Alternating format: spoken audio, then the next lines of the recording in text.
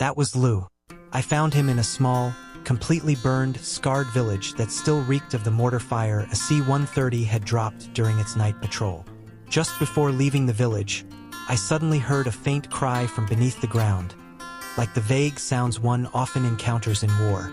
No, that wasn't it. When I kicked away a tree branch that had been shattered by a bullet and fallen to the ground, a deep, dark hole was revealed, and in it, a pair of black, glimmering eyes.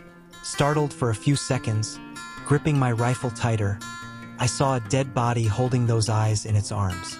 Looking closer, I saw it was a child, about 8 or 9 years old, with a shattered head, their neck resting against the side of the pit. Their bewildered, wide-open eyes stared blankly up at the sky. Dried blood had blackened into streaks, flowing down 2 hands that were tightly clutching the small dog. To pull him out, I almost had to break the fingers of the person who had shielded him. We named him Lou. Don't think it's a Western name. It's just like Ven or Lou or EU. But when we called him Lou, it sounded a bit Western. It wasn't our intention. At first, we just called him Lou, a short, clipped word, and he didn't seem to recognize it.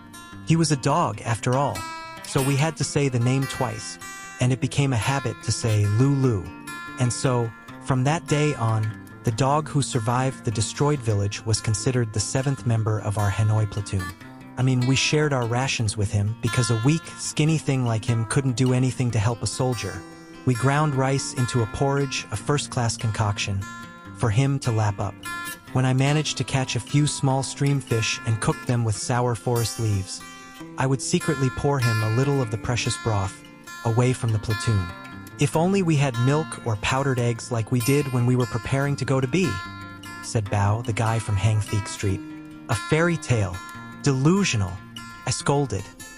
It was true, we were short on even salt. We longed for the taste of something salty. MSG and salt were guarded like treasures. Sometimes, I'd sneak a few grains and put them on my tongue. What pure bliss. And here we were, talking about milk and sugar for a dog. But he made it through. In 3 days, he was frolicking around our shelter. In 5 days, he was jumping up and down whenever we returned from the fields or a patrol. After 2 or 3 weeks, he started to fill out. His fur was no longer scraggly. It became progressively thicker, a distinct yellow with black spots, and he was quick, a proper dog at last. He learned more and more with each passing day. We also grew accustomed to his presence. For soldiers living in the quiet of the forest, far from any village, a dog could bring some joy to our camp.